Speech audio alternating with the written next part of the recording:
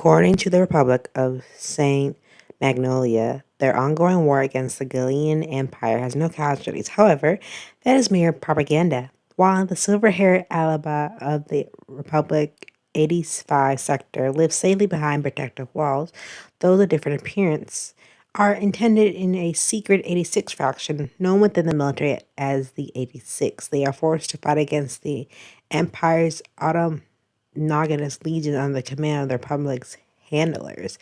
Vladilena Milizé is assigned to the Spearhead squadron to replace their previous handler. Shunned by her peers for being a fellow 86 supporter, she continues to fight against their inhumane discrimination. Shinei Nouzen is the captain of the Spirit Squadron, and famous for being the sole survivor of every squadron he's been in. He insists on shouldering the name and wishes of his fallen comrade. When the fate of these young souls from two different worlds collide, will it ignite the spark that lights their path to salvation? Or will they burn themselves in the flame of despair?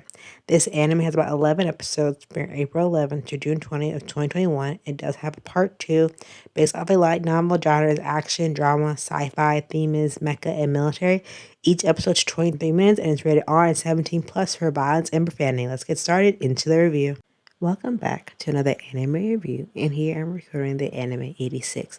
Now, I feel like there are a lot of underrated gems out there, underrated or appreciated animes, and I think this is one of them. Now, don't get me wrong, everyone's entitled to their opinion, whether they like this anime or they don't like this anime, but I feel like with this anime 86 is a underrated gem in its own right. Now, in the true sense of mecha military animes, and the true modern interpretation of interpreting a medium such as war into something animated.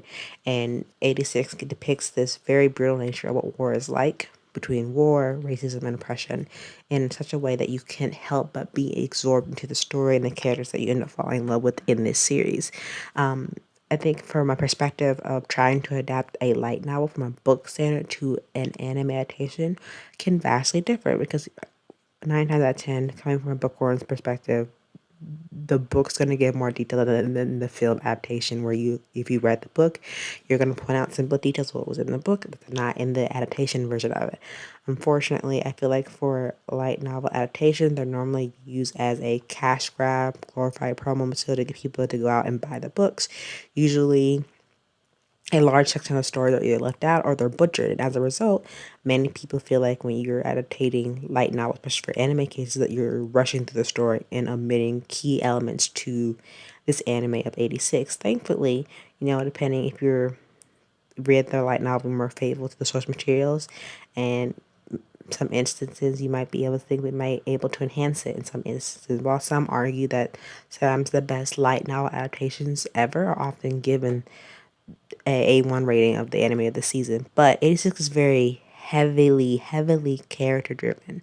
And I don't want to get too much into that. It starts at a slow pacing at time because of all the detail that goes into the world building. And then also for the humanization of the characters, creating a connection between the viewer and the characters themselves. There is a time during the anime where you feel like it drags or it might be going a bit slow, but I guarantee you that there's a payoff coming around the corner. Every second you spend in this world and with these characters matter. The crucial nature of the natures of war, child soldier is full on display, and unfortunately, death is always only moments away. At the core of the anime of 86, the theme itself highly is racism, and the light novel and adaptation does this by an extension of doing a main job, showing how easy it is to fall into that cycle of hatred. On one hand, you see characters living peaceful life within the city, and then on the other hand, you have 86 being forced into a war that they didn't start and left to die. And the psychological trauma that both kids and the command officers go through on a daily basis is conveyed masterfully and really drives home. And also, you see the toll it takes on them as humans. You know, it might sound like a very heavy, dense story because it is, because there's a lot to unpack at 86. That's why, you know, they took their time to adapt one novel for this part, and then part two, another aspect of the novel. And I think in today's aspect, in today's era specifically, you tend to choose profit over fidelity. And I feel like for the cinematic purpose of this anime, it's really good pacing for the show. The animation is stunning, but definitely give the anime 86 a try. I certainly did, and I was blown away by giving it a start, and I'll definitely be reviewing part 2 in the near future. So definitely check out 86 if you haven't already. I give this anime 8.3. out of 10. I can't wait to watch Volume 2 and see where it leads. So definitely give this anime a shot if you love military and that type of aspect of your anime. And I'll see you next time for that anime review. Until then, bye.